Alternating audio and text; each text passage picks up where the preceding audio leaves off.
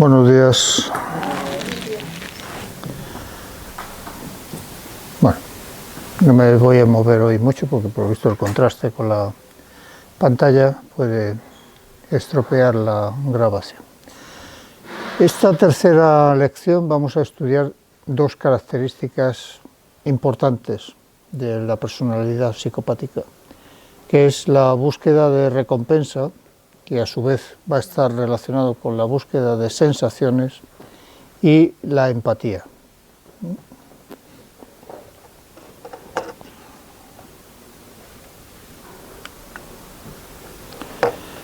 Empezaremos por la búsqueda de recompensa. Esta es la tercera característica de la escala aquella que veíamos de psicopatía revisada de Robert Hare.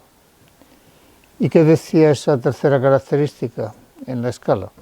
Pues que el sujeto con características psicopáticas necesita estimulación y muestra una tendencia al aburrimiento. Dado esa tendencia al aburrimiento es por lo que necesita la estimulación. Y habíamos hablado de dos factores que luego me parece que no lo indiqué, se subdividen en 4 facetas, etc. Esta búsqueda de recompensa en particular está relacionada con el factor 2, que es el factor menos nuclear de la psicopatía, es el más relacionado con los aspectos antisociales, que es estilo de vida y barra antisocial, porque luego serán dos facetas, una estilo de vida, la otra antisocial. De acuerdo con el libro de Alcázar Córcoles y colaboradores que indiqué en la primera lección, esa conducta antisocial, a la cual pertenece esta característica 3, puede responder a un bajo nivel de activación cerebral. Si a estos sujetos se les evalúa psicofisiológicamente, por ejemplo mediante electroencefalografía, entonces su nivel de activación cerebral es bajo. ¿Y qué hacen? Pues intentan compensarlo mediante búsqueda de sensaciones que les lleve a obtener una recompensa. Aunque en realidad va a ser una característica fisiológica, la búsqueda de recompensa, la que conduzca a una característica comportamental, a una conducta, a un comportamiento, que es la búsqueda de sensaciones.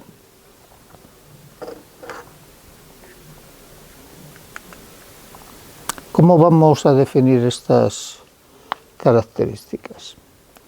En primer lugar, la búsqueda de sensaciones, un carácter de personalidad, pero es muy importante que va aumentando desde la infancia a la adolescencia, y de la adolescencia a la etapa adulta lo que hace es ya quedarse en un nivel de meseta, en un nivel estático. Y ese incremento de la infancia a la adolescencia es lo que va a hacer que aparezcan en la adolescencia conductas de riesgo, por ejemplo, conductas relacionadas con robo, con otros actos antisociales, incluso llegando al homicidio. Y fue definida en 1994 la búsqueda de sensaciones de la siguiente manera, por Zuckerman.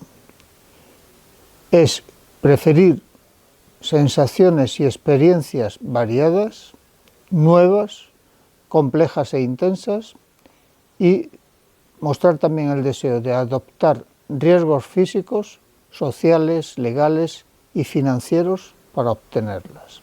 Esa es la definición que normalmente se utiliza en psicología. ¿Y cómo se mide en los sujetos, en una persona? Pues se mide mediante un autoinforme que él genera en base a preguntas que se le suministran. La otra característica, la búsqueda de recompensa, lo que va a intentar evaluar es cuánto le gusta a una persona y desea una recompensa. Y eso se evalúa más bien mediante medidas fisiológicas. Hay que recalcar que son conceptos distintos, ¿eh? Las recompensas no tienen por qué ser arriesgadas. Yo he puesto ahí un ejemplo, el sentarse a ver una serie en la televisión, o ir a ver una película o una obra de teatro, etc. O la recompensa sí que puede ser arriesgada, como estos encierros que indico aquí, o tirarse desde un acantilado haciendo estas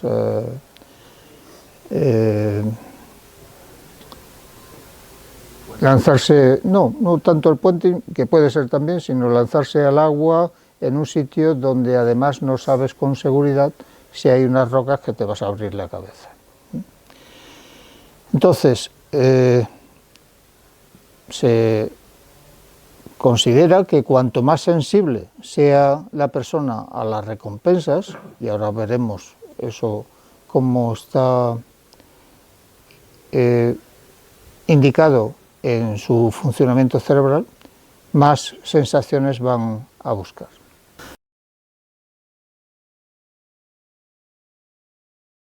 Bueno, vamos a ver que en diferentes niveles socioeconómicos se pueden encontrar, de acuerdo con características de personalidad y con esas características socioeconómicas, un comportamiento diferente. Por ejemplo, en un marco familiar con bajo estatus económico, que es la abreviatura esa,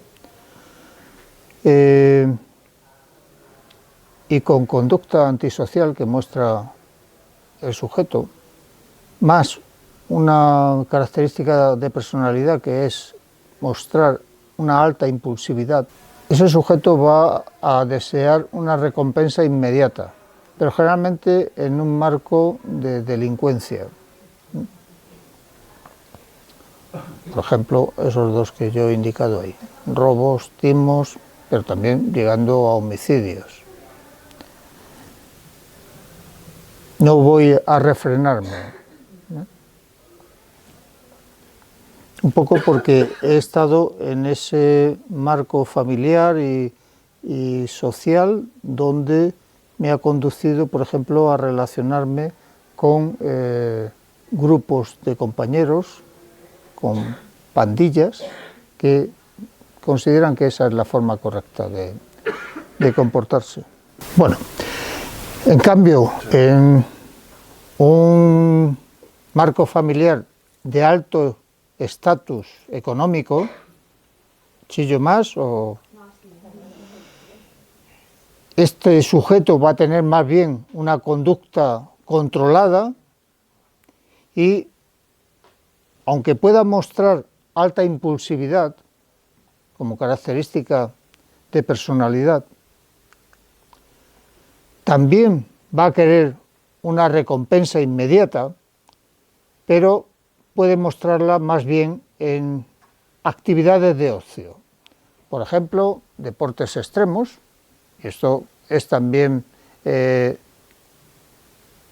consecuencia de esa alta impulsividad, pero tal vez estos sujetos piensan más lo que están haciendo. Viajes a lugares que desconocen y sin saber muy bien riesgos que pueden encontrarse, pero también conductas prosociales, por ejemplo, colaborar con organizaciones no gubernamentales. Estaría un poco en el otro extremo de una conducta que fuera como una campana. Entonces, en el extremo izquierdo podría estar los sujetos de arriba, con ese deseo de recompensa inmediata, pero de forma realizando actos contra las normas y las leyes, y en el lado derecho estarían los sujetos que, aunque tienen impulsividad, pero pueden dedicarlo a ayudar a los demás. Y pienso incluso en bomberos, en policías.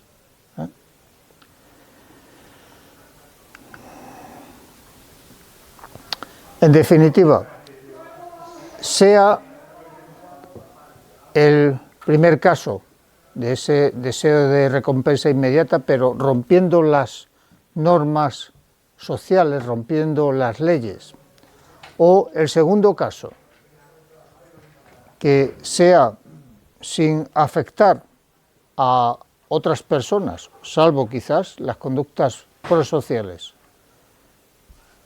En ambos casos hay asunción de riesgos,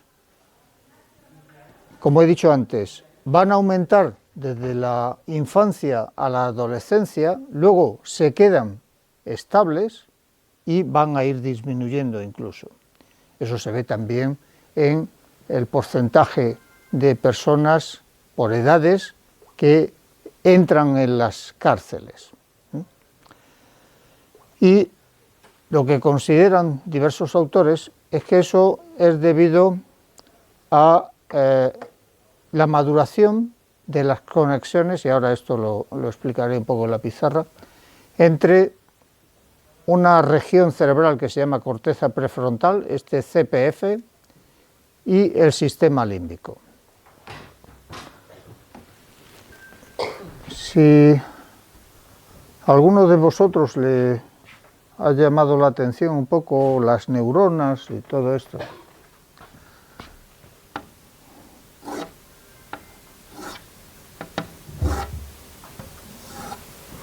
vamos a considerar esto una neurona. Gracias. Esto sería una neurona. Vale. Las neuronas tienen dos tipos de prolongaciones. Unas de ellas extensas y muy ramificadas, como si fuera un árbol, y de ahí el nombre de dendritas. Dendros es árbol. Este sería el cuerpo, el núcleo de la célula, donde está, por ejemplo, el ADN, y luego en la neurona adulta hay una prolongación única. Si no es adulta puede tener más de una prolongación única, que es el axón.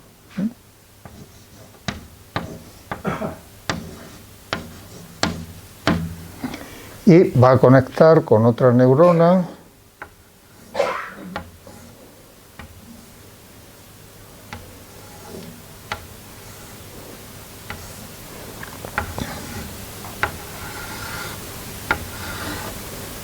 Este esquema ya nos va a servir para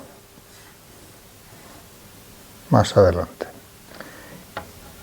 Y pongamos que va a acabar esto aquí en las proximidades de una dendrita, de esta otra neurona, neurona A, neurona B. No sé si sabéis que la zona de proximidad entre dos neuronas se llama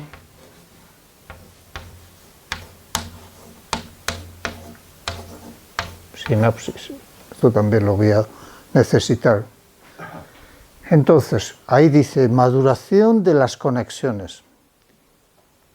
Las conexiones son axones que van de un grupo de neuronas, estarán donde estén, por ejemplo en la corteza cerebral, a otro grupo de neuronas,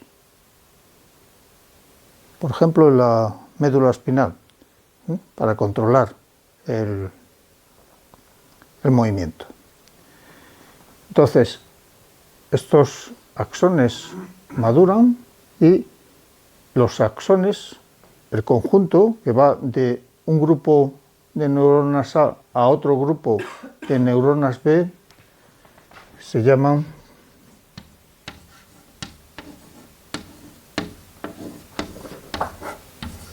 fascículos. Pero esto es cuando estamos en las estructuras que hay dentro del cráneo o en la columna vertebral. A ver, alguna estructura que esté dentro del cráneo, del sistema nervioso. No. El cuerpo calloso. Bien, pero quiero estructuras más grandes. Más grandes. Hemisferio cerebral. Los hemisferios cerebrales que constituyen el cerebro. Y además tenemos el cerebelo, que en francés era pequeño cerebro, y el tronco del encéfalo. Eso luego después los veremos, pero nuestro sistema nervioso no solamente tiene los axones dispuestos así en fascículos, axones que estén fuera del sistema nervioso central, fuera del cráneo y de la columna vertebral. ¿Se os ocurre alguno? Porque si, claro, si no, ¿cómo se comunica el sistema nervioso central ahí encerrado en la torre de marfil de cráneo y columna vertebral con los ojos, por ejemplo, con la piel? Esos son los nervios, ¿vale? Son simplemente distintos nombres para estructuras que son similares, grupos de axones. Bien, pues vamos a continuar.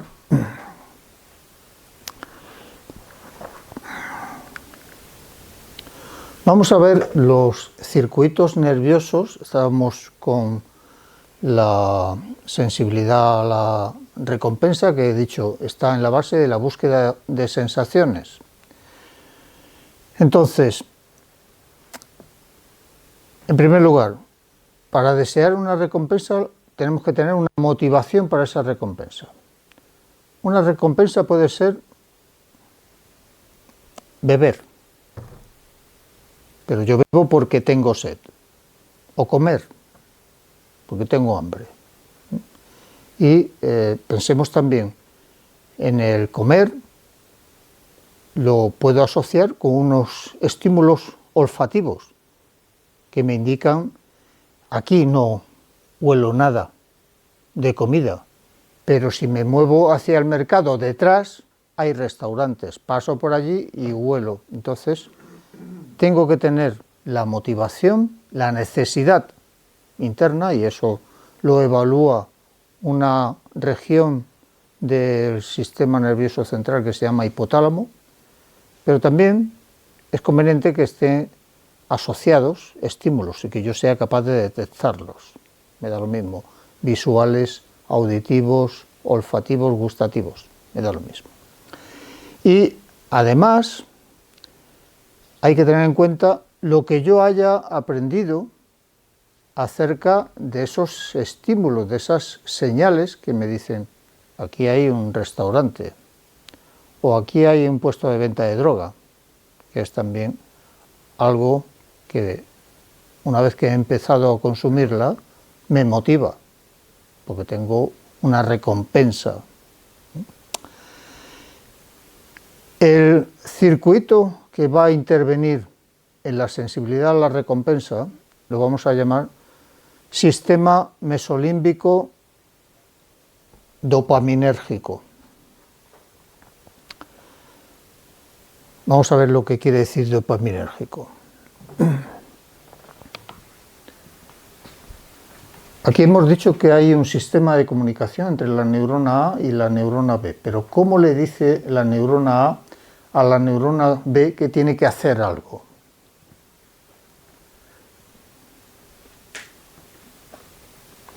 Pues a través de unas moléculas que libera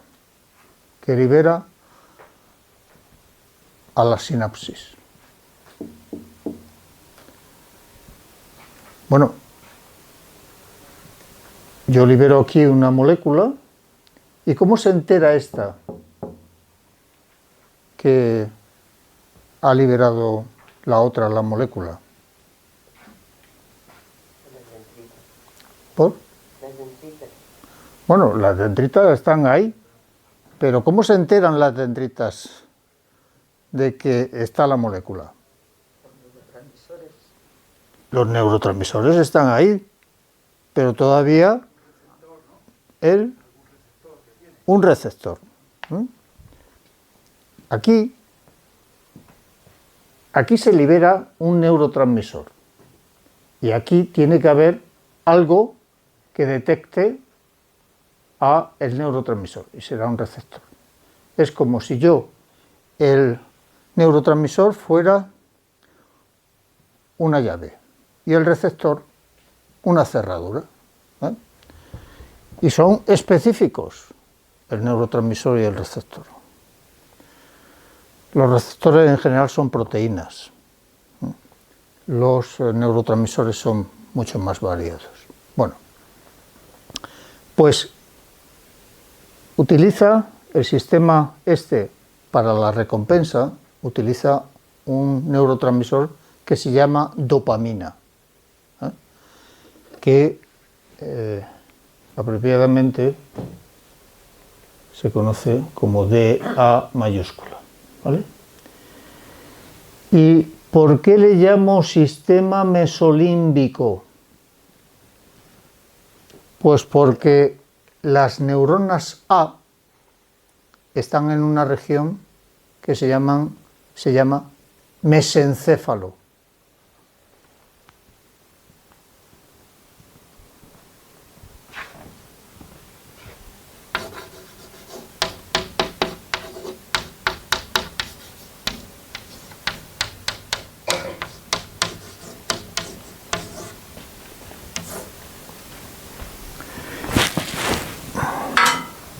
De ahí lo de mesolímbico. Perdón. Y la segunda parte, la parte B, es alguna región de un sistema que se llama sistema límbico, que, como decía un neurocientífico, el sistema límbico es el menos sistema que hay en nuestro cerebro, porque no es un sistema bien delimitado, conecta con otro montón de estructuras y entre ellos incluso las conexiones no están muy claras. Vale, este sistema va a estar activado por, entre otros, pues, bebida, comida, sexo, drogas. Y ahora se está demostrando también que, por ejemplo, el juego por internet también lo activa. En general, todas las conductas recompensantes van a ir a través del sistema mesolímbico. Por cierto, la dopamina no está solamente aquí, en el sistema mesolímbico. También la tenemos, por ejemplo, en la retina.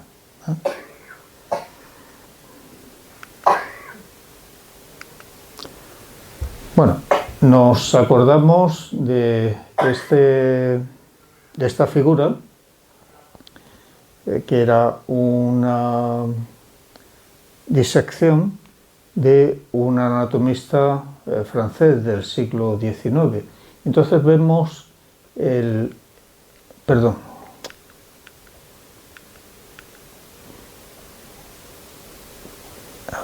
hemisferio cerebral. Estamos viendo qué hemisferio cerebral dentro del cráneo de este sujeto. El izquierdo. A ver, es el derecho. Es el derecho porque he quitado todo esto, he cortado y todo esto es izquierdo. Bueno, entonces, hemisferio derecho, ¿vale? Toda esta región. Y aquí tenemos el cerebelo en la parte posterior. Y el tronco del encéfalo es esto. Esas son las tres partes que hay ahí dentro del cráneo. Y luego esto continuaría ¿hacia dónde?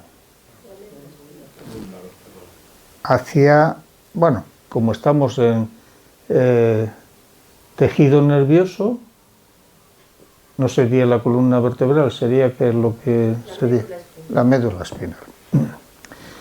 Bien, pues ahora lo vemos más grande para ver este sistema mesolímbico. Es lo mismo que hemos visto abajo, aumentado. De nuevo, el hemisferio cerebral derecho, esto es anterior, esto es posterior, o frontal, occipital, cerebelo, ¿eh? Y tronco del encéfalo.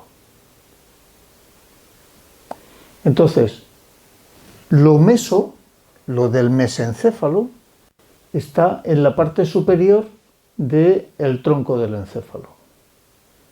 Este punto verde es un grupo de neuronas, pongamos el A, que se llama área tegmental ventral, o abreviadamente en mayúscula ATV. Y va a conectar, se dice así, cuando los axones van a ir a la proximidad de otras neuronas, va a conectar con el rojo, que se llama núcleo accumbens, con dos Cs. Además, desde el área tegmental ventral salen otros axones que van a ir esencialmente a conectar con regiones corticales. Y entonces esa otra vía, ese otro grupo de axones no lo vamos a considerar, es la vía mesocortical. Meso, del mesencéfalo, cortical, distintas regiones corticales. Nosotros vamos a la mesolímbica, ¿vale? Además de lo que hemos visto al área tegmental ventral conectando con el núcleo accumbens, va a conectar también con la amígdala y el hipocampo. ¿Dónde están la amígdala y el hipocampo? Están en una región del cerebro que se llama lóbulo temporal.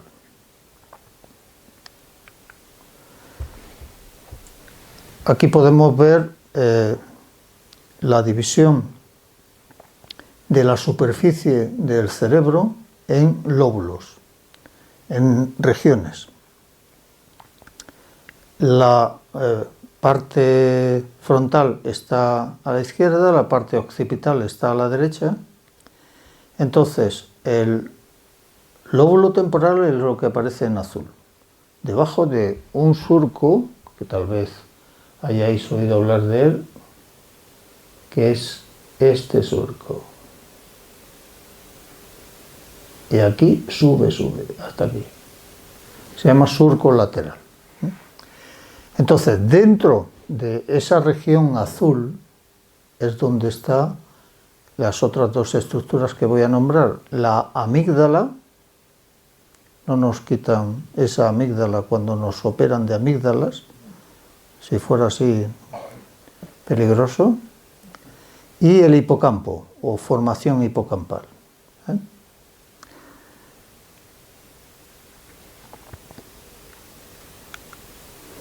Entonces, la conexión que tiene el área tegmental ventral con la amígdala es para establecer asociaciones de emociones. Es decir, este estímulo me ha resultado recompensante o aversivo, que se dice, desagradable. Entonces, esa relación de agradable-desagradable se establece en la conexión con la amígdala. La amígdala es un núcleo, bueno, es un grupo de núcleos muy pequeño, ¿eh? Y la conexión con el hipocampo es para decir, bueno, yo esto lo he obtenido pues en la zona próxima a la estación de tren. Allí es donde he encontrado un estímulo de alimento. Había un restaurante que me resulta, pero yo tengo que tener un GPS de dónde estaba, y el GPS está en el hipocampo. Bueno, la otra vía, lo único que voy a comentar es que interviene en jerarquía de valores, en toma de decisiones y en autorregulación, ¿vale? Bien, esto ya lo hemos visto. Este núcleo accumbens, ahora ya estamos en esa región más avanzada, y otras regiones con las que él conecta, con las que él hace sinapsis, van a estar implicadas en adicciones a recompensas naturales. ¿Cuáles son las recompensas naturales? Pues, por ejemplo, agua, porque tengo sed. El hipotálamo ha recibido información de los fluidos corporales de que estoy bajo en concentraciones de agua. Comida o sexo. Pero al mismo tiempo, ese núcleo accumbens y sus regiones asociadas ha sido pirateado, ha sido utilizado por otras recompensas que no son naturales, sino que son artificiales. Por ejemplo, las de diversas drogas, como son cocaína, heroína, alcohol, etcétera, etcétera. ¿Qué es lo que ocurre? Pues que cuando se inicia cualquiera de los consumos de recompensas naturales o recompensas no naturales, va a iniciarse procesos de aprendizaje. Ya hemos visto antes, en relación con el hipocampo o en relación con la amígdala, pero no solamente con estas estructuras. Y ese proceso de aprendizaje va a predecir si está disponible o no los estímulos que me puedan conducir a obtener esos refuerzos. Y también esos estímulos me indican cuáles son las acciones que yo tengo que realizar para obtener el consumo de la recompensa natural o la artificial. Pero no solamente eso, ¿eh?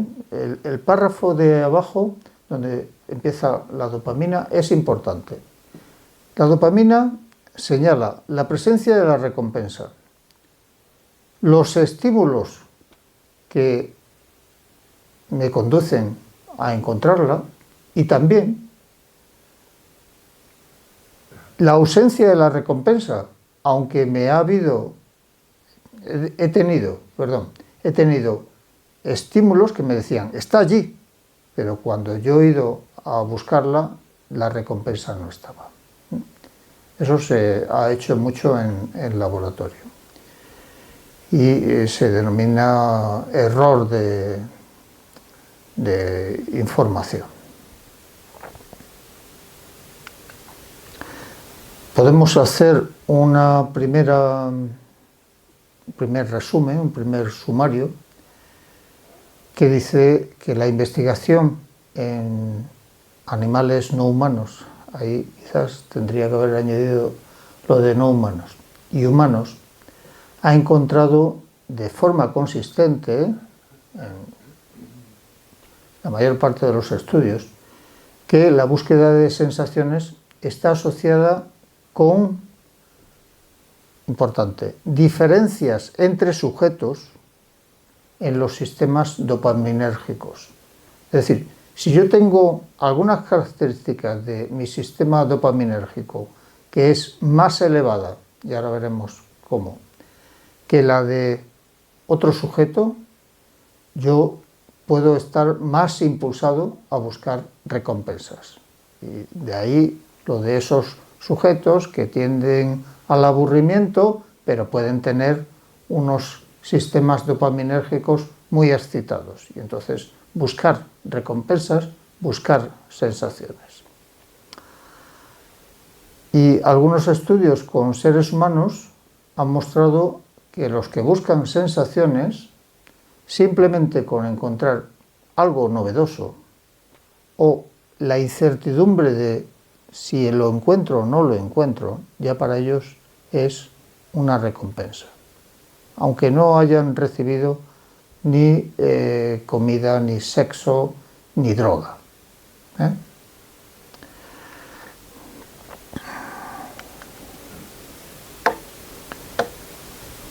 Pero no solo en obtener recompensas,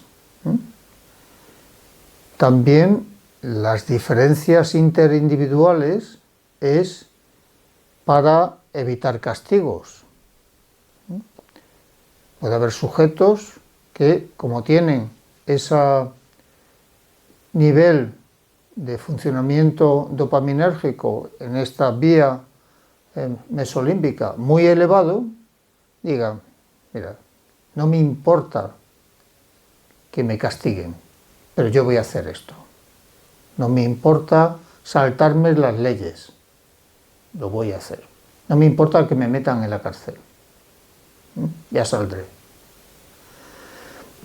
Y entonces, en diversos estudios se ha encontrado que sujetos con altos niveles de búsqueda de sensaciones, por lo tanto, con altos niveles de deseo de encontrar recompensas, muestran niveles más bajos de ansiedad.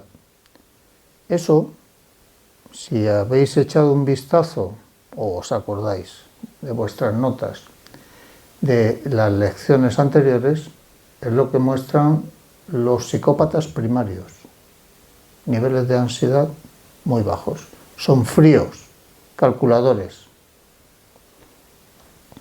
Y además informan sentir menos miedo en autoinformes que escriben ellos, que es también una característica de los psicópatas primarios. Y también muestran menos respuestas de un sistema que es el sistema nervioso autónomo. El sistema nervioso autónomo es el que controla las vísceras. Por ejemplo, el sistema digestivo, el sistema pulmonar, el corazón, las glándulas sudoríparas y, en particular, a estímulos desagradables. Ahora, vamos a ver cuáles son, si hay diferencias a nivel neurobiológico que puedan explicar estas diferencias entre sujetos en la búsqueda de recompensa o en la búsqueda de sensaciones.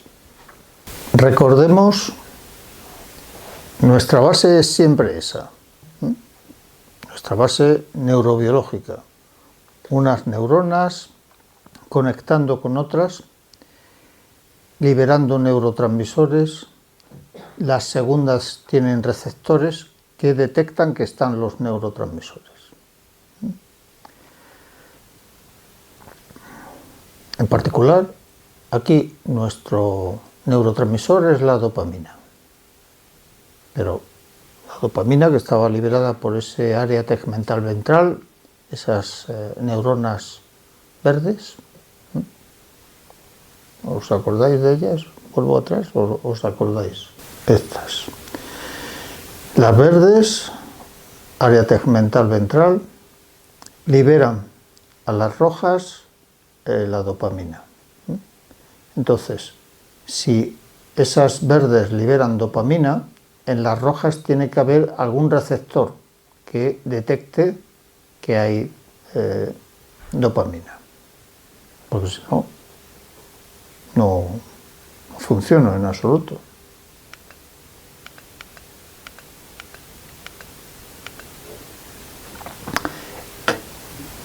La dopamina tiene muchos tipos, muchas familias de receptores. Y desde el punto de vista de estudios clínicos y experimentales en laboratorio, se han fijado mucho en la clase de los receptores D2, dopamina 2, que incluye DR2, DR3 y DR4. ¿Qué quiere decir DR? Receptor dopamina. Entonces es un receptor dopamina 2, receptor dopamina 3, receptor dopamina 4. Bueno, no se pone RD, pues porque la terminología se desarrolló inicialmente en inglés. Entonces, de ahí, dopamine receptor 2, tal.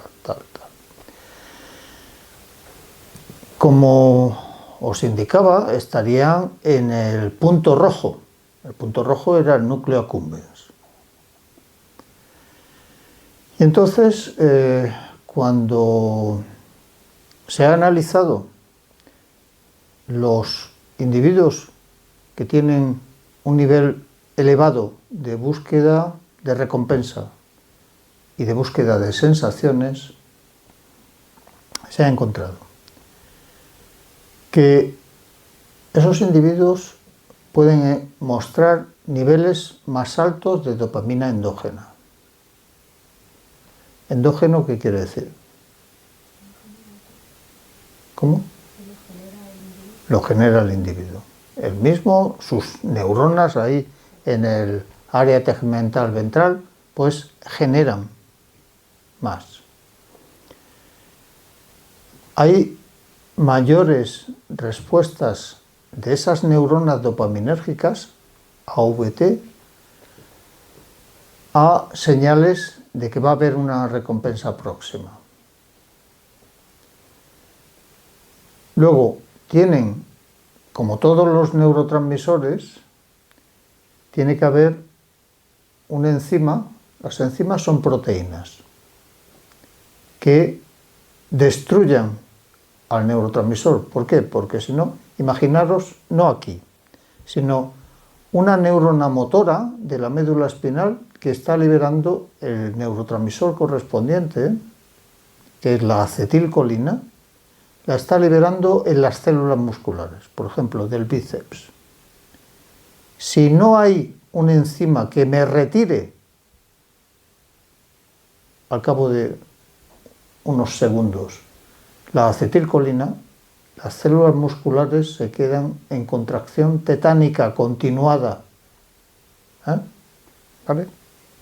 Entonces, en todos los neurotransmisores hay enzimas que destruyen al neurotransmisor de tal manera que se ha activado la segunda neurona, pero tengo que esperar a que me venga otro pulso, otra entrada de neurotransmisor.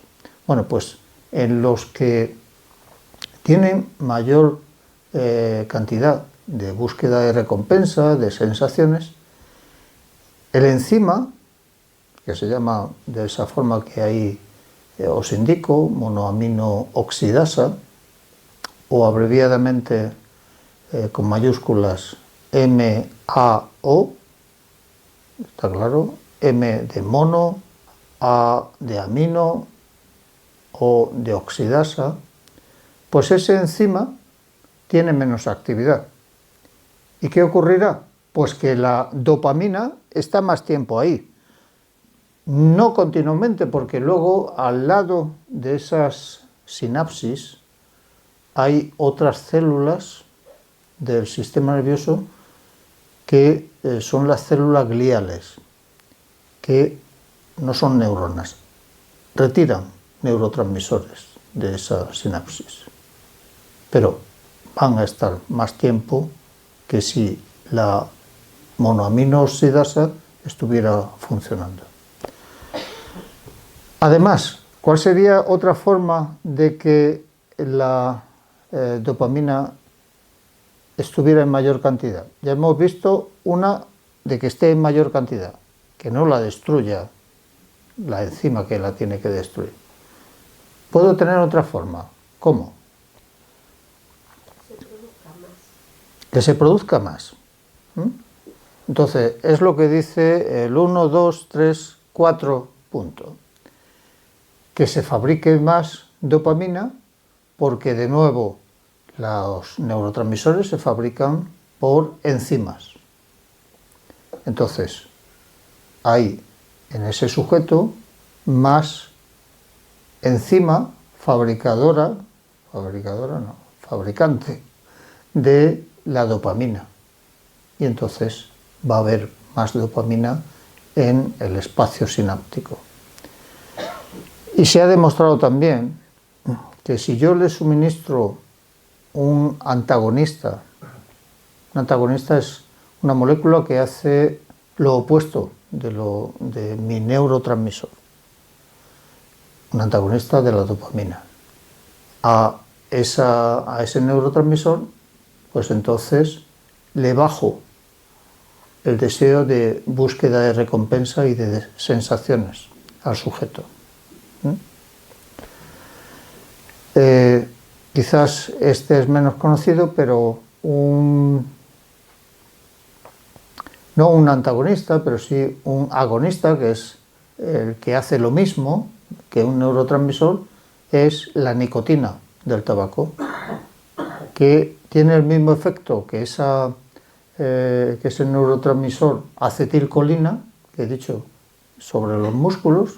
Pues la nicotina es como si las neuronas que controlan los músculos estuvieran activas. Yo las puedo cortar, los axones, pero si hay nicotina, los músculos se van a activar. Podemos hacer un resumen que dice, más bien, las diferencias interindividuales, sería más bien eso, ¿no? Podéis enmendarme la plana. Las diferencias interindividuales en la eficacia, en cómo funciona la transmisión dopaminérgica, en cómo funciona la dopamina en esa vía, podrían contribuir a la variación interindividual en cómo distintos individuos responden a estímulos destacados. Yo ahí no lo he puesto, por no añadirle más modificaciones al texto. ¿Qué estímulos serían destacados? Los relacionados con la recompensa. Hay un estímulo visual que me indica una flecha que dice Big Mac como no suelo ir, ¿cómo se llaman los restaurantes estos de las hamburguesas? Burger King. Eso sería un estímulo destacado visual que me indica dónde puedo obtener una recompensa, o estímulos auditivos.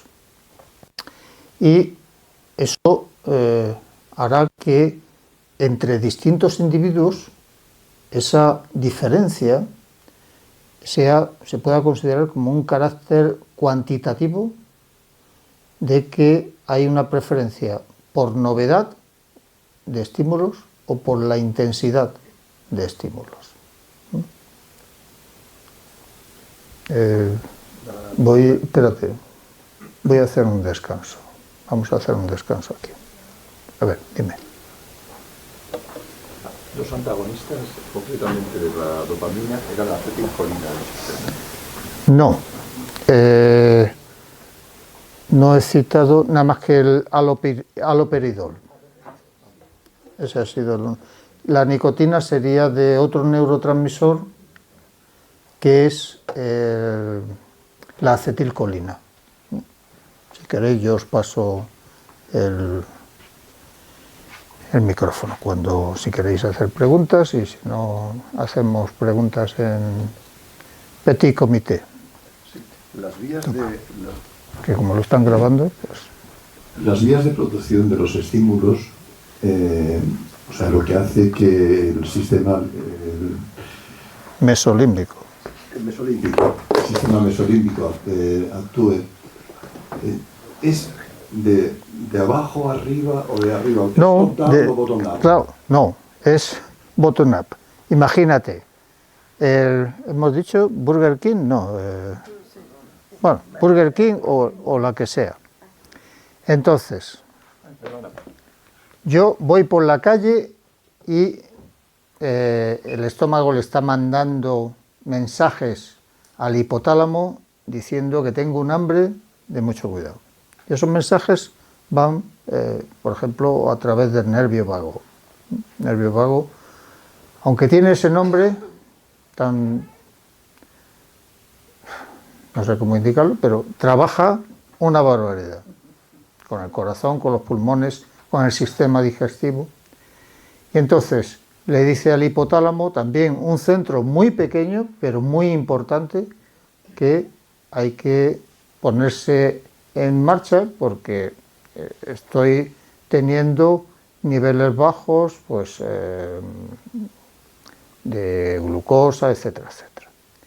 Entonces, eso llega hasta el hipotálamo se conecta con la corteza cerebral y la corteza cerebral frontal dice, bueno, habría que planear si vamos a un restaurante.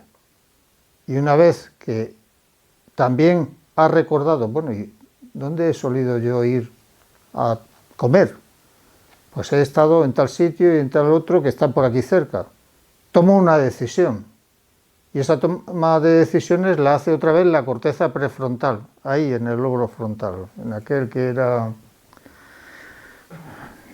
no me acuerdo de los colores, me voy para atrás y punto.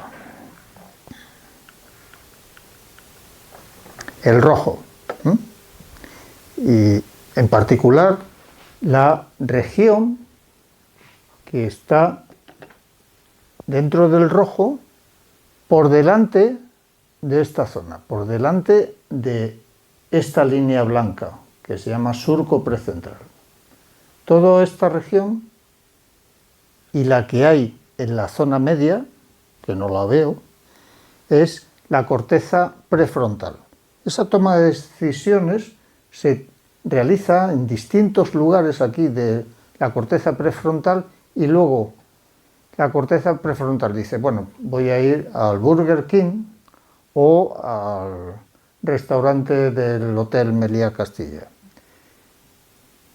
Bueno, pues ¿cómo voy? En autobús, en tren, en coche particular. Ya lo he organizado y mando las órdenes aquí, que me lo organiza un poco mejor, y me dice, bueno, pues voy a ir a pie, ¿no?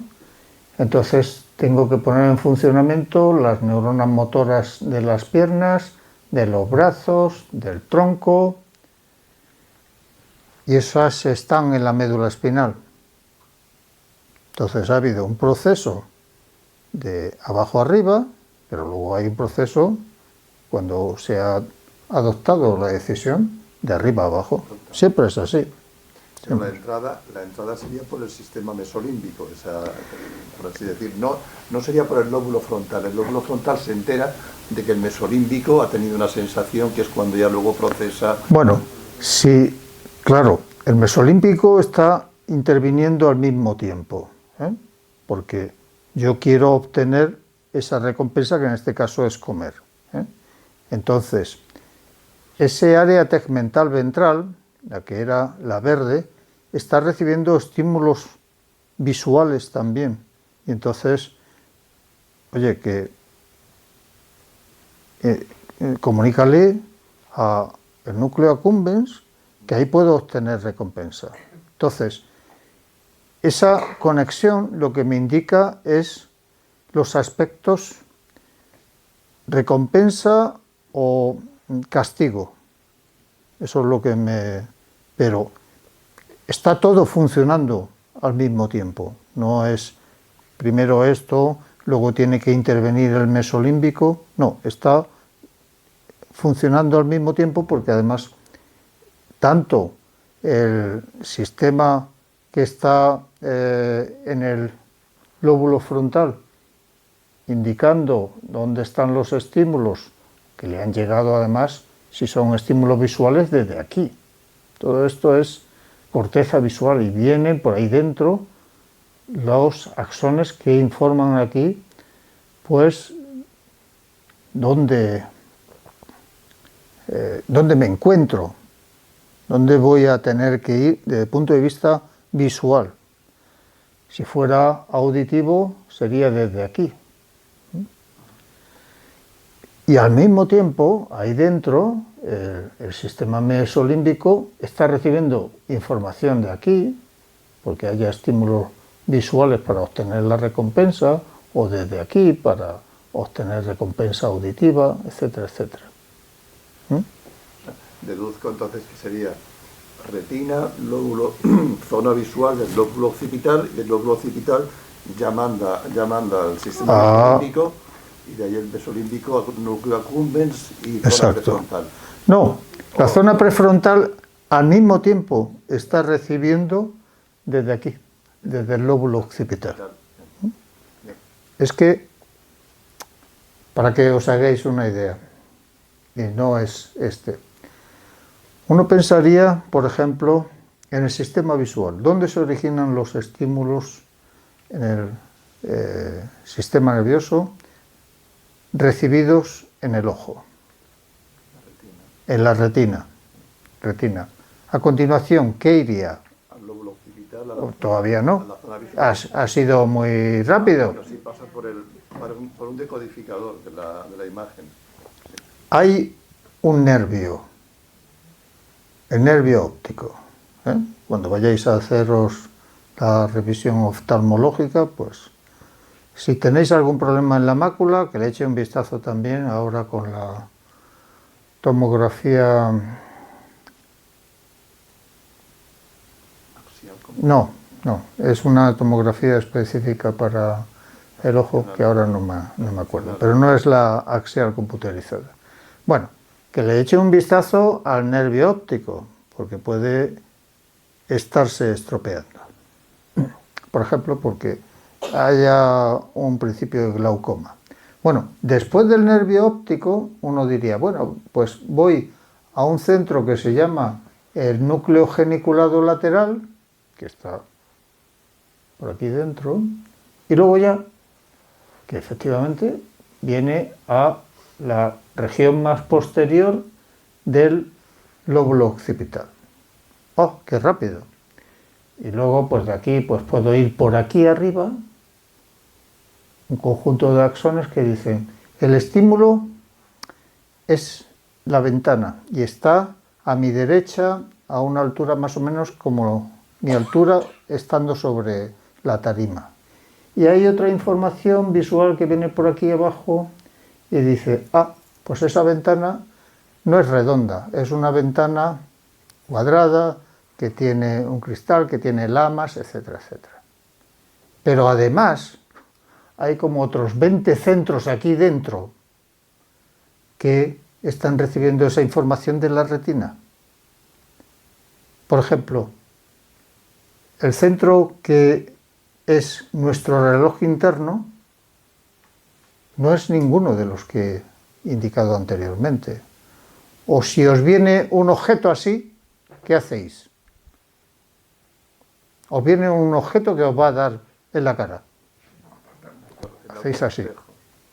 Sí, pero ese acto reflejo es rapidísimo desde un centro subcortical que normalmente no se le hace referencia en absoluto.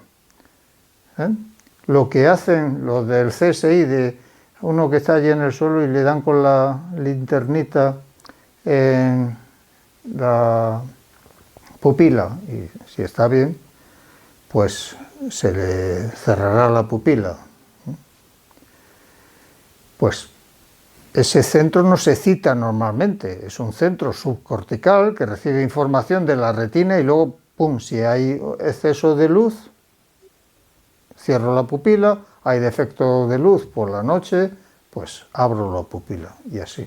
Bueno, no... Perdón, una pregunta. Sí.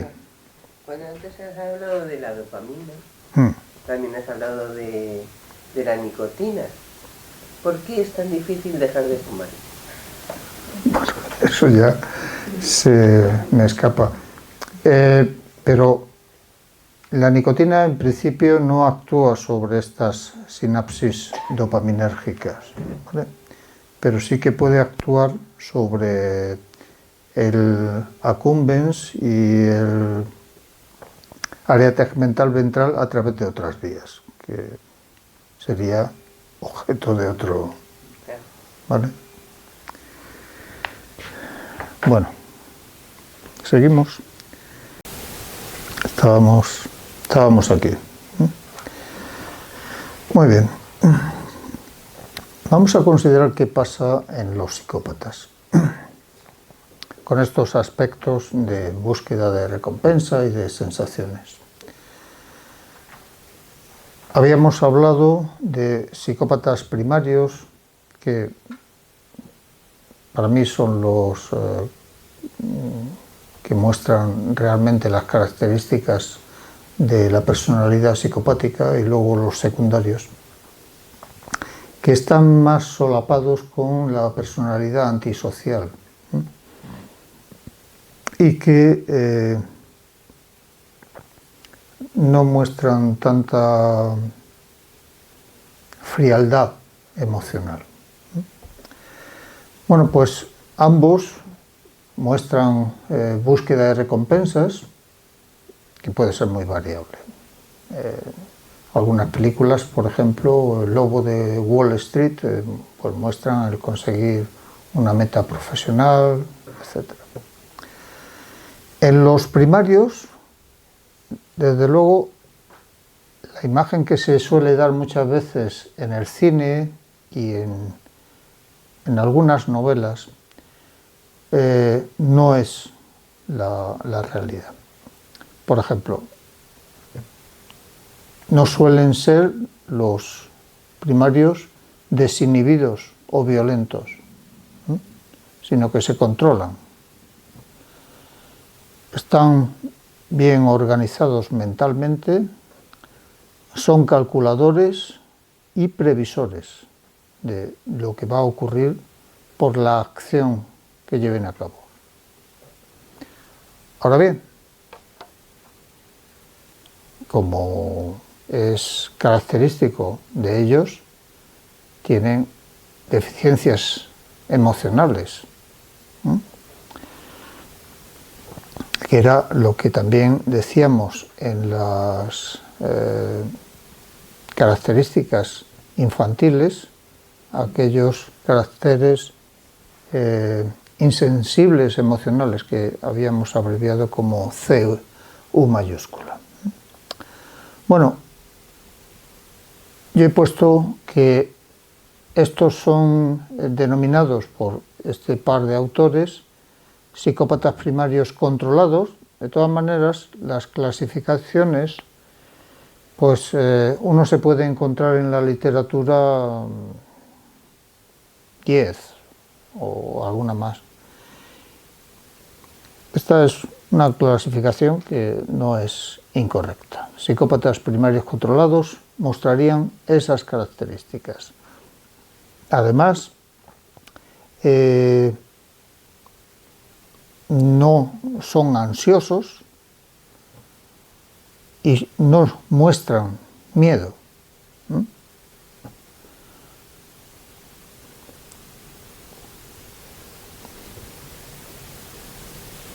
Y les mueve una búsqueda de recompensa importante.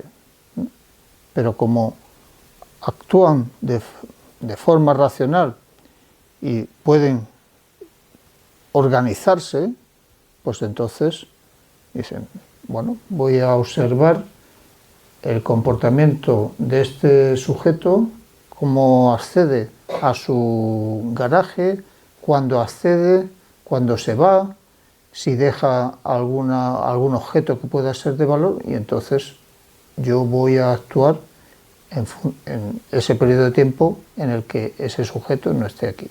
Y en dice garaje para el coche, dice su casa. Entonces, ese control, ese cálculo, hace que luego pueda realizar su actividad de saltarse las normas, pues impunemente. Y en general va a ser difícil que le cojan. Ellos pueden tener fantasías violentas, por ejemplo, pensar que si entra el propietario de la casa le voy a dar una paliza, pero van a intentar que esto no sea así.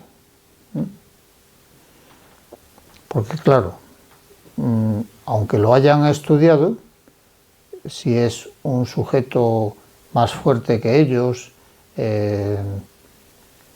puede haber un momento de descontrol de ese sujeto que a lo mejor lleve un arma o algo así y pueda ir en contra de su obtención de lo que quiere.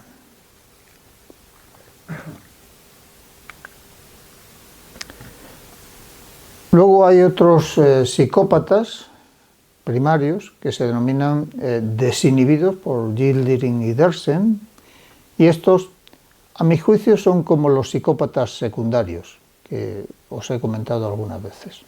Son sujetos irresponsables, van a tener un deseo de búsqueda de recompensa y de sensaciones inmediato, no puedo esperar un poco, no, tengo que obtenerlo ya. Son antisociales de forma continuada y suelen ser abiertamente agresivos, pero una agresión que se denomina impulsiva, una agresión pues que me ha mirado mucho más de lo que creo que me tiene que mirar, pues te pega un puñetazo. Entonces estos psicópatas no son ya solamente sensibles a las recompensas, son hipersensibles a las recompensas. Y además no suelen prever que puede haber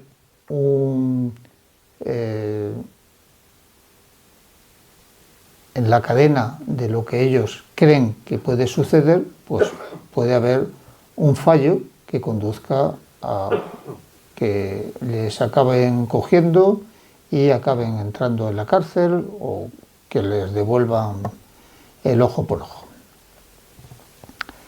Entonces, ambos tipos buscan recompensas, entonces tendríamos que ver cómo son sus sistemas mesolímbicos, pero los psicópatas controlados, como dice su apellido, se pueden controlar y pueden retrasar el conseguir la recompensa.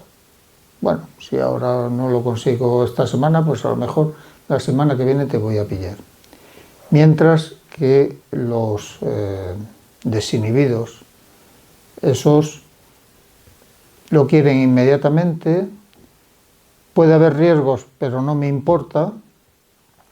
He tenido un problema anteriormente que me he equivocado, pero tampoco aprendo de eso.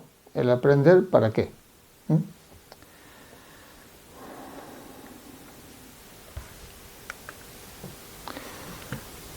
Se han realizado estudios de neuroimagen, la forma de saber cómo está, sin esperar a que se hayan muerto o que los maten, cómo está su sistema nervioso, tanto en nosotros, supongamos que somos normales, como en cualquier tipo de sujeto, es realizando neuroimagen que se llama estructural, que es para saber cómo está la morfología del sistema nervioso, o también neuroimagen funcional.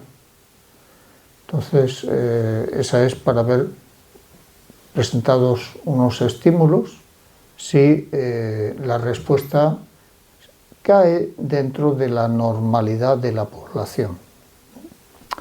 Entonces, se ha encontrado alteraciones en algunas regiones corticales. Las regiones corticales aquí son hasta ínsula, lo demás no son corticales, ¿eh? A ver, la primera es la corteza cingulada anterior, abreviadamente CCA. Se llama así porque está en la zona de la circunvolución del cíngulo. Aquí nos vuelve a aparecer un término neuroanatómico. ¿Qué hemisferio creéis que es este? El derecho. A la izquierda, frontal. Los hemisferios nunca pueden ser frontal, occipital, etcétera, etcétera. ¿Vale? Pueden ser, solamente hay dos, esfera. ¿Vale? Derecho o izquierdo. Ni siquiera posterior o anterior. Ni el de arriba o el de abajo. Este es el derecho. Entonces, aquí hay una estructura que ya me la habíais citado antes.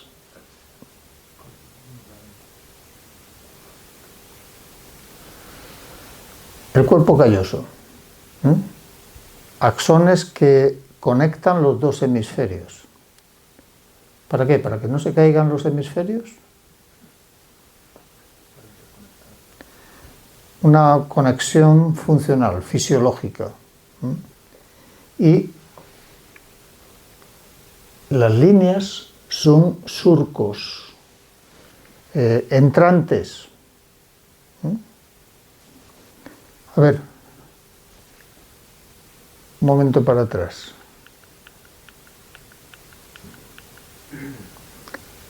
¿Veis la cantidad de líneas, aunque esté aquí coloreado, pero veis la cantidad de líneas?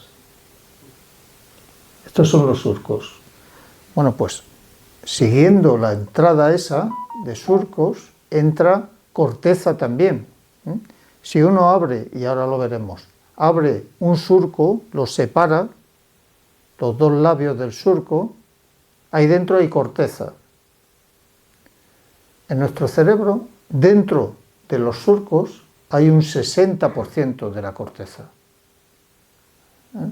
Se dice que la evolución de nuestro cerebro a esta forma globosa, pero con tantos entrantes que conduce a que la corteza esté también mayoritariamente dentro, ahí, es porque si tuviera que estar la corteza toda fuera, cuando fuera a nacer el bebé, no cabría por el canal del parto, de lo grande que sería la cabeza.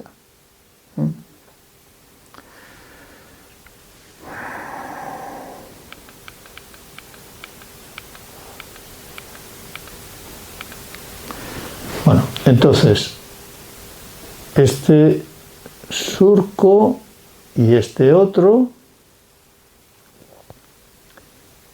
me separan una circunvolución. Bueno, pues esta región, que aquí está con el número 24, este 24 de por aquí no, es la circunvolución cingulada anterior. Y luego, que lo he puesto en el mismo dibujo, hay también aquí reflejado la corteza prefrontal ventromedial, que es esencialmente este 32, este 32, este 24 y esta región. No le he puesto los números. Esos números los puso un anatomista de principios del siglo XX y se siguen utilizando, que se llamaba Corbinian Brodmann.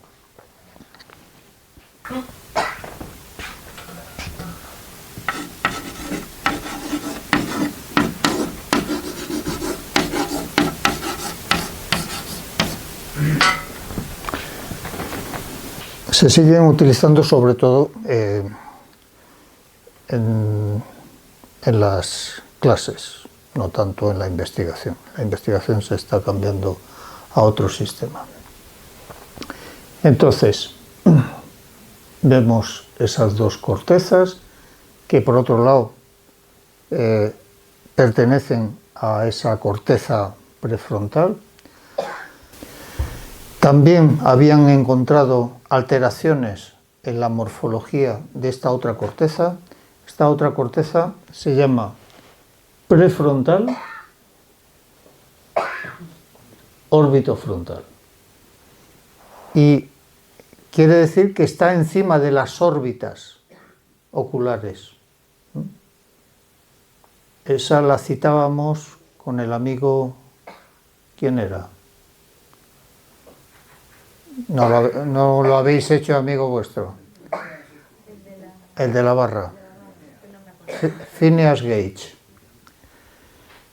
Entonces, aquí lo que se ha hecho, este es el lóbulo. ¿Cuál es el lóbulo? A ver, ¿cómo estamos viendo este encéfalo? Desde abajo. Estamos viendo así. Entonces, ¿qué lóbulo es este? Temporal.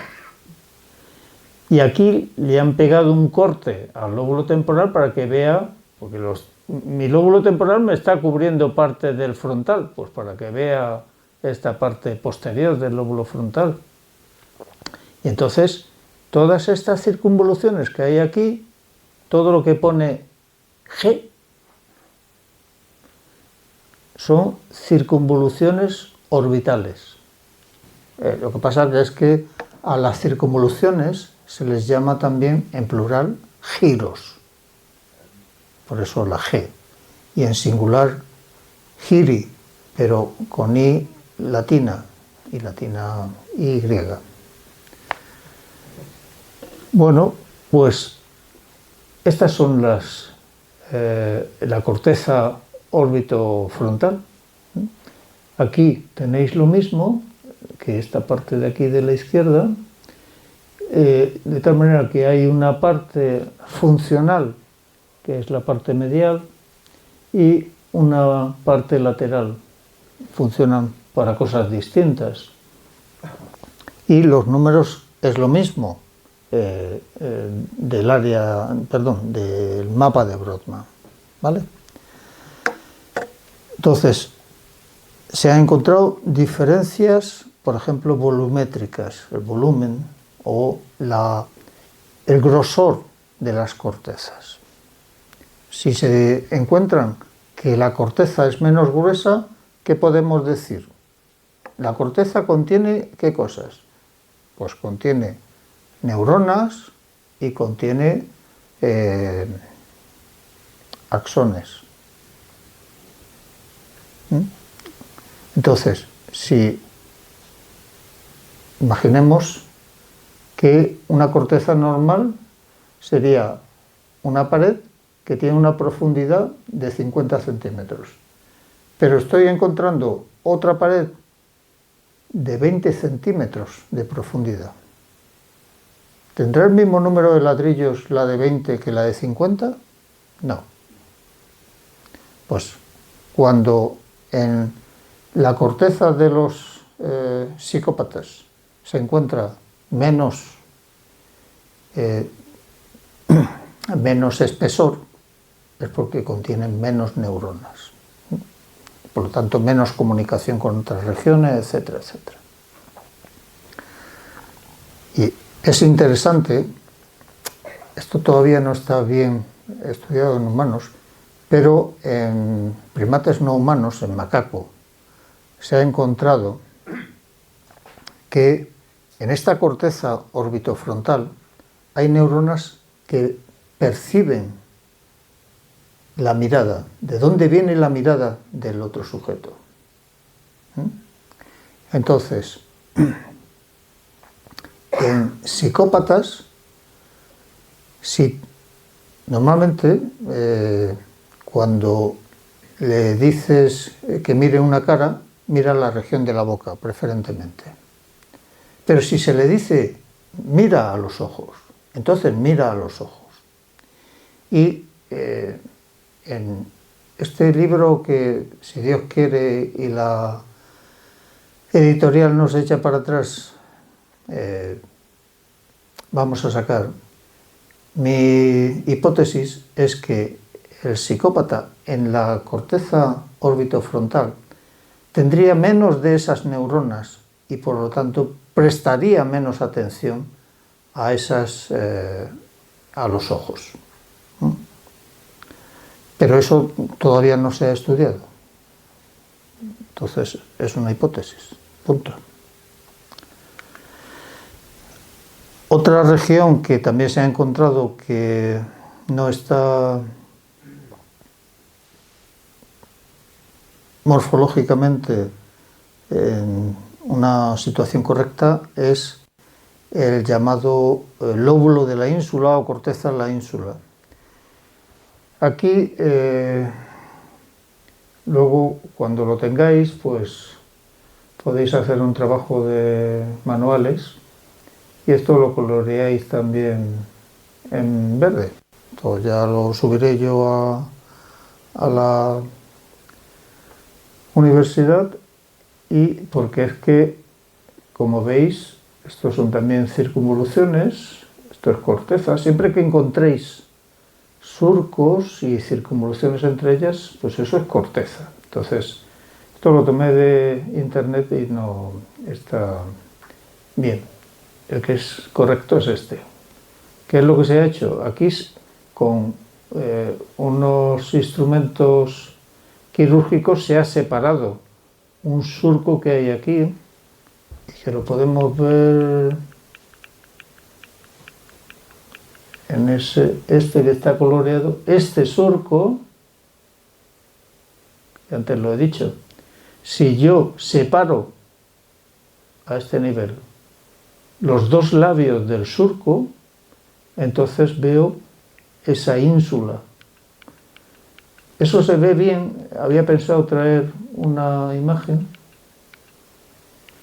en los fetos, que todavía no se ha aproximado los dos labios del surco ese. Una vez que se han aproximado los dos labios, se acabó. Tengo que separar los labios del surco o cortarlos, como se ha hecho aquí, para poder ver el interior. Vale. Hasta ahí, esto es corteza. También se había demostrado que había alteraciones morfológicas en otras dos regiones, pero que no son corteza, son subcorticales y que ya las he nombrado. La amígdala, aunque aquí está la segunda, pero lo digo la primera porque dentro del lóbulo temporal es la región más anterior. Esta. Y luego está el hipocampo o formación hipocampal, ¿no? Que es este.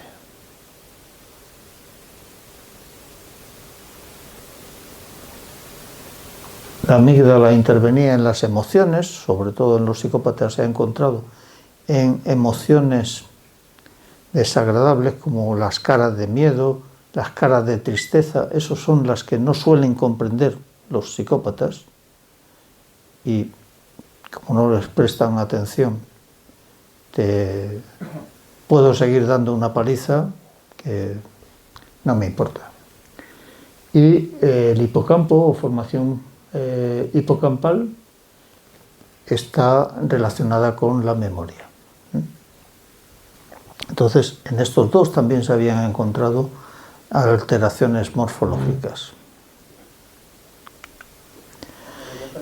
Sí. Adelantando y tendría que esperar, pero ahora ya que se ha hablado del feto, todas estas malformaciones se producen es lo que están empezando a decir varios especialistas de psicopatía. La psicopatía sería una alteración del neurodesarrollo, una alteración del desarrollo nervioso. No sabemos si a nivel fetal o un poquito más adelante, pero que sería un problema de desarrollo. ¿Tendría que ver con el tipo de embarazo, cómo se ha llevado, o eso está en el Sí, sí, pero no se sabe. ¿Vale? Pero sí, esa hipótesis está planteada totalmente, porque además se han encontrado circunvoluciones que no están desarrolladas de la misma forma que en sujetos normales.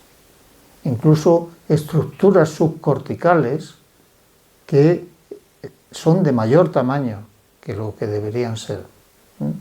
Entonces, bueno, esa hipótesis apareció de 2015 en adelante, pero todavía no hay datos que yo pueda decir aquí esto. ¿Vale? Bueno, vamos a la segunda parte. Habíamos empezado con la búsqueda de recompensa, de sensaciones, que es importante para la personalidad psicopática, y vamos con otra que es importante más bien por su ausencia, la empatía. Yo he traído aquí una definición. Hay muchas definiciones de empatía. Estos son dos especialistas de psicopatía, pues entonces me ha parecido adecuado. La definen como el proceso mediante el cual los individuos son capaces, primero, de reconocer. Segundo, el reconocer es a un nivel más digamos, de estimular, comprender qué son esos estímulos y compartir o reaccionar a los estados emocionales de otros. Los estados emocionales los van a reconocer y comprender por estímulos particulares que diferencian a una emoción de miedo de una emoción de alegría, por ejemplo.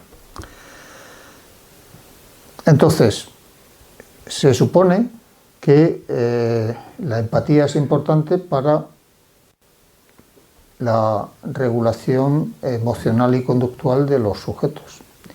Y algunos proponen, aunque en esto pues también hay diferencias entre los especialistas, que empezaría a surgir en el segundo año de vida.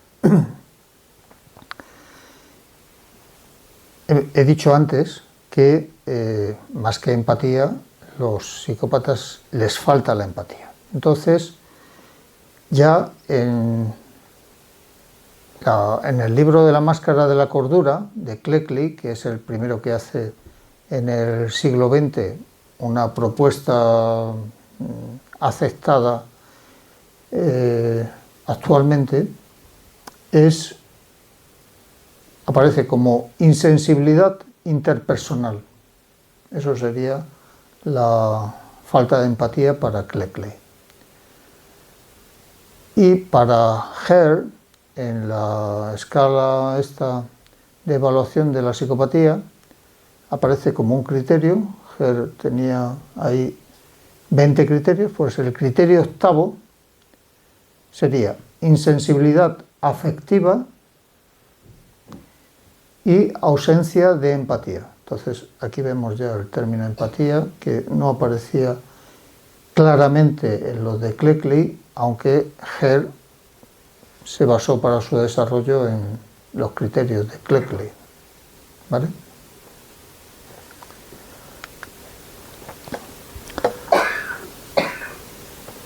Aquí he traído la opinión de un especialista en desarrollo de la personalidad infantil, que es Moffitt. Moffitt dice que hay niños que desde infancia temprana puede ser 2, 4 años, empiezan a mostrar conducta antisocial y agresiva. Son muy emocionales y no suelen controlar sus impulsos. Y a estos niños les llama personas antisociales a lo largo de la vida, porque es que luego encuentra a otros que se desarrollan a partir de la adolescencia. Muestran altos niveles de ansiedad. Recordar, altos niveles de ansiedad, psicopatía. Pero también se afligen cuando observan lo que les han hecho a otros. Y entonces no es psicopatía. Entonces, esas alteraciones de conducta no es debido a falta de empatía, sino que son muy impulsivos, pero son capaces de reaccionar positivamente a la emoción de dolor del otro niño. Pero, como os dije en lecciones anteriores, hay niños con desórdenes desde la infancia que no les importa el dañar a otros. Son los de los caracteres estos insensibles emocionales.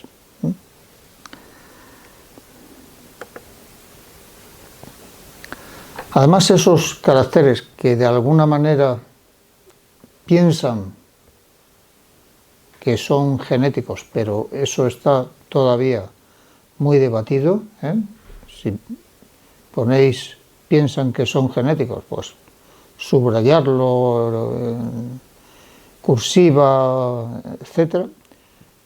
No es solamente la genética, es que además hay problemas de los padres, porque no tienen una conducta hacia ellos de controlarles en absoluto.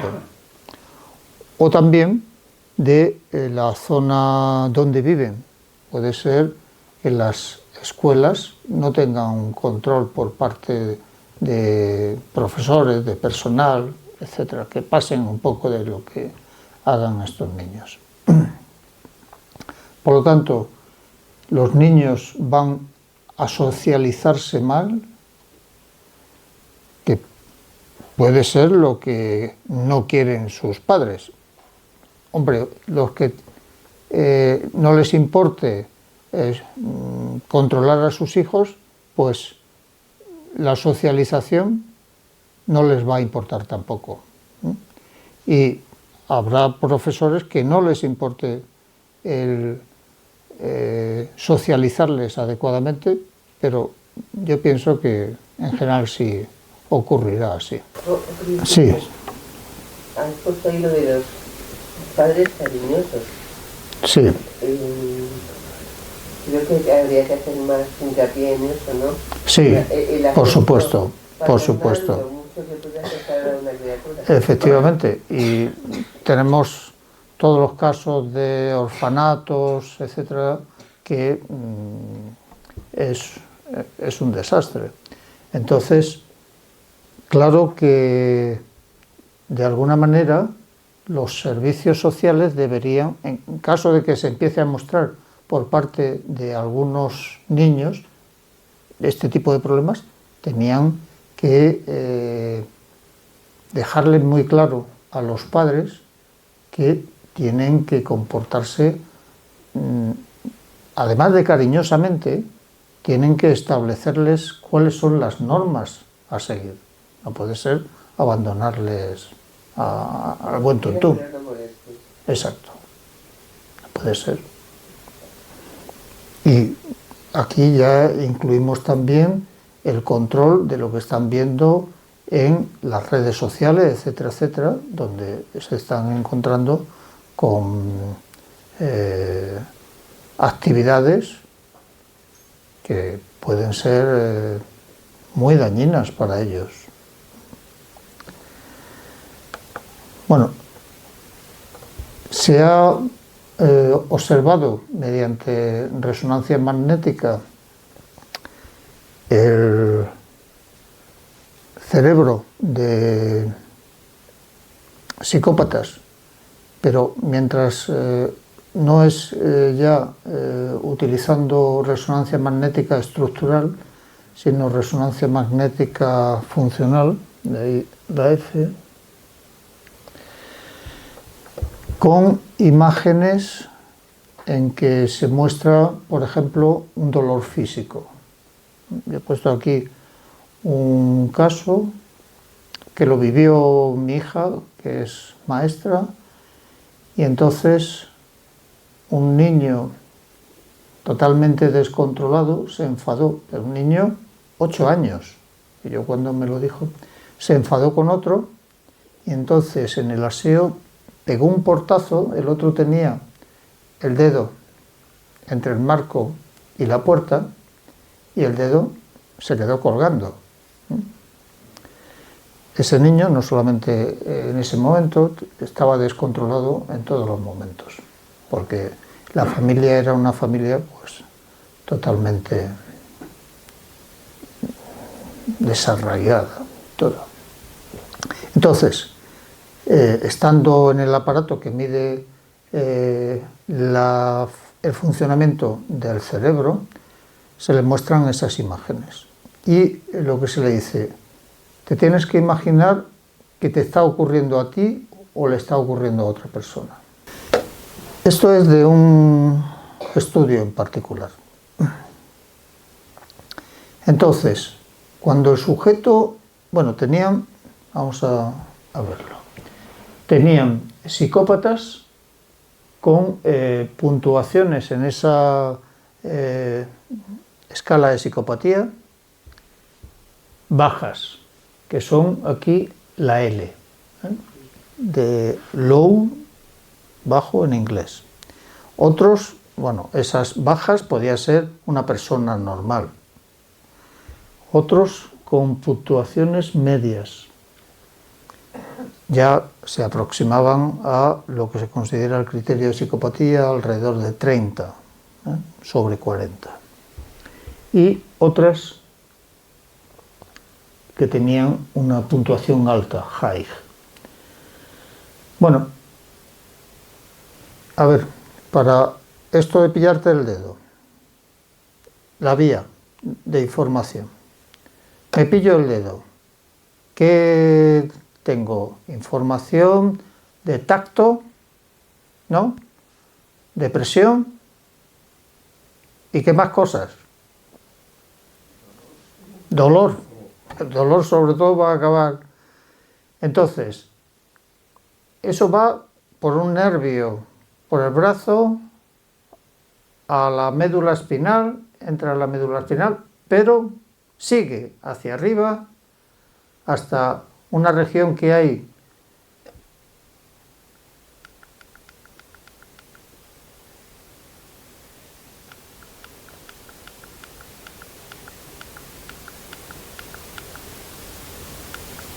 aquí, una región en el tronco del encéfalo. Este es el tronco del encéfalo, habíamos dicho que esto era el cerebro medio, esto de aquí, que tiene una protuberancia aquí, se llama la protuberancia o el puente, y esta parte de aquí abajo es el bulbo raquídeo, que luego ya seguirá hacia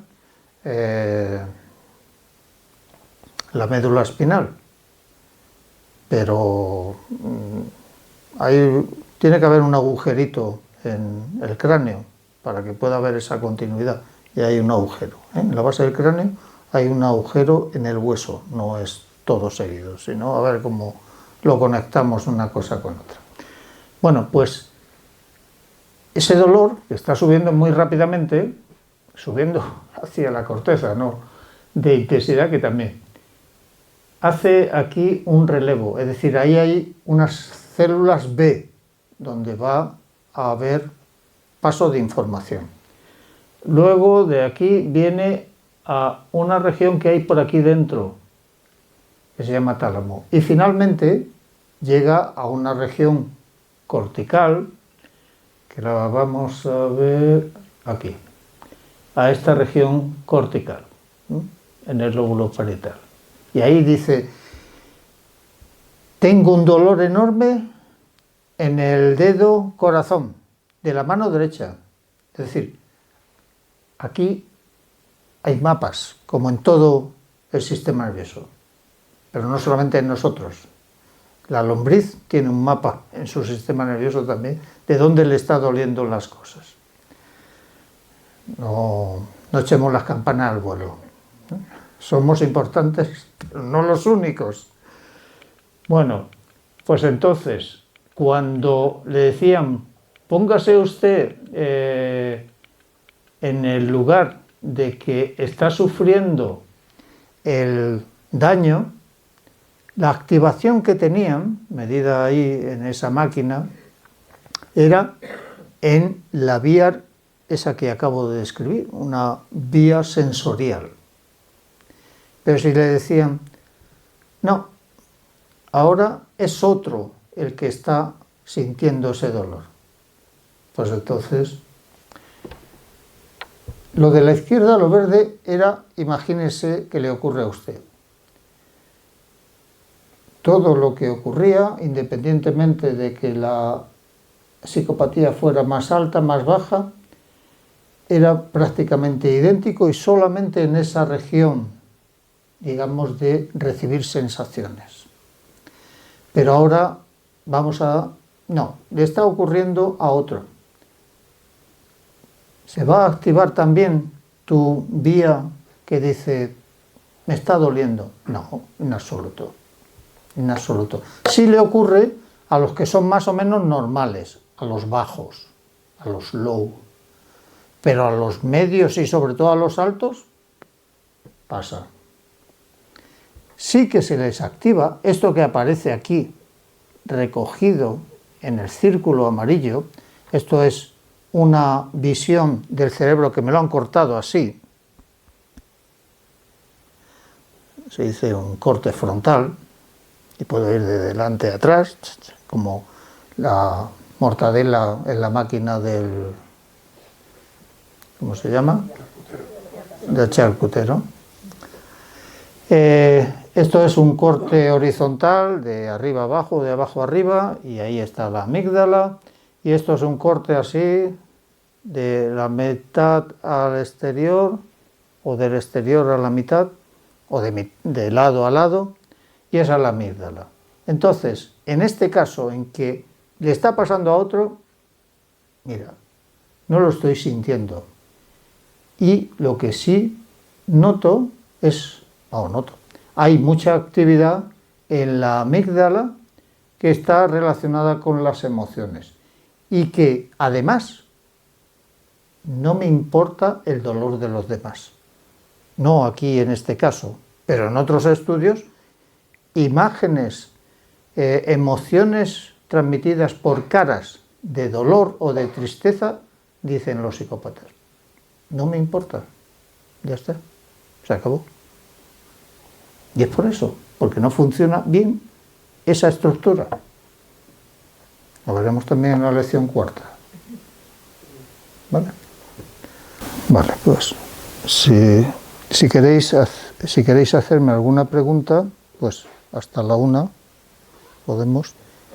Estoy pensando que la falta de empatía podría también estar relacionada con un problema de las neuronas espejo. Sí, también se ha planteado. A ver, las neuronas espejo son unas neuronas que descubrieron unos investigadores italianos. Están fundamentalmente en... Vamos a ir para atrás.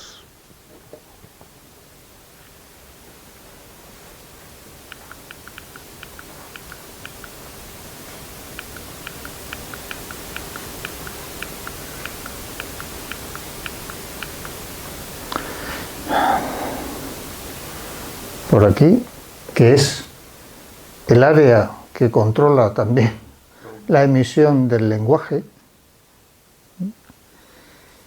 y luego también en algunas regiones del lóbulo parietal. Y lo que pensaron inmediatamente, bueno, estas son unas neuronas características del hombre que no se encuentran en otros animales. Esto nos va a diferenciar de otros animales. Bueno, pues afortunadamente hay otros neuroanatomistas que trabajan con otros animales. Se han encontrado en el elefante, en las ballenas, en los delfines, etcétera, etcétera. No son exclusivas de nosotros. Lo que pasa es que ahora se está discutiendo porque esas neuronas espejo funcionaban cuando tú estabas haciendo una acción motora u observabas a otro realizar una acción motora. Y ahora lo que se piensa es que pueden intervenir, pero porque estén interviniendo en la acción motora que realice el individuo, no tanto en la comprensión emocional. Eso es lo último que he leído. Pero seguramente Rizzolatti y Sinigaglia, que fueron los que descubrieron las neuronas espejo, pues tengan otra opinión. Sí, en principio ellos decían que lo que hacía la neurona espejo era repetir la misma acción que estaba viendo, aunque no la mecanizase con las células motoras, las neuronas motoras, ¿no? Ahí no llegaba la neurona motora, sino que simplemente repetía la acción como si lo estuviera haciendo yo que lo estoy viendo.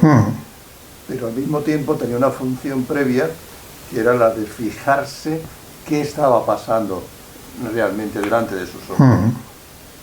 Y entonces eso, claro, usted dice, no tienen empatía, pues porque parece como si no lo vieran, ¿no? Parece como si no vieran el dolor de la otra persona.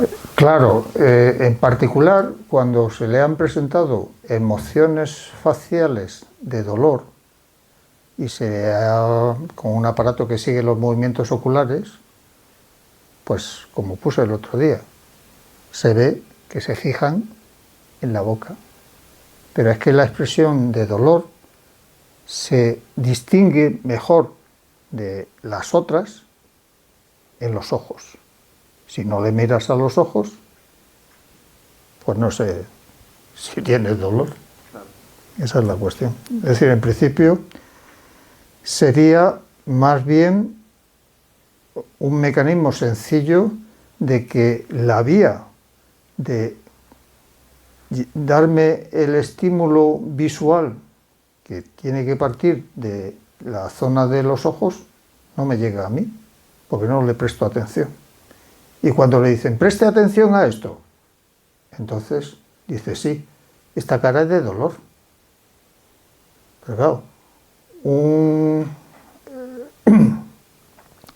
chico que se ponga a darle puñetazos a otro en la cara, allí tumbado, y el otro, pues evidentemente, cara de dolor va a tener, alegría, salvo que sea un masoca, pues cara de dolor va a prestar, pero si no le prestas atención, no miras a los ojos, pues pum, pum, pum, pum, pum, hasta el final. Hasta que hay una masa sanguinolenta de hueso, carne y ya está. Dijo usted que no quería hablar de psicoterapias medicamentosas, pero aunque sea una psicoterapia no medicamentosa, ¿sabe usted si podría haber resultados positivos en los psicópatas? No, bueno, no medicamentos. No, sí, eso es lo que decía el otro día, es decir, habría que mirar esos estudios, esos metaanálisis, que lo que hacen es buscar mediante palabras clave todos los artículos de revisión que se han publicado, y habría que mirarlo y ver los resultados obtenidos en esos estudios donde han intentado, generalmente con gente que está en prisión, ver si podían mejorar. Pero no te puedo decir, porque yo me atrae más los aspectos de los mecanismos, de qué le ocurre al psicópata en su cerebro. Que además es que yo empecé a trabajar al respecto de esto por el 2015-2016. Fue un poco, me indujeron allí en la facultad. Bueno, pues vamos a intentarlo. Entonces había solamente 3 o 4 regiones que parecían estar implicadas. Ahora, tranquilamente, hay entre 15 y 20. Entonces, pues, ¿y cómo se interconectan esas? No lo saben. Entonces, meterme en el otro campo también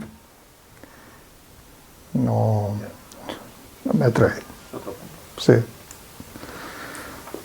Bueno, si no hay ninguna pregunta más, me perdonáis por eso, porque tengo prisa.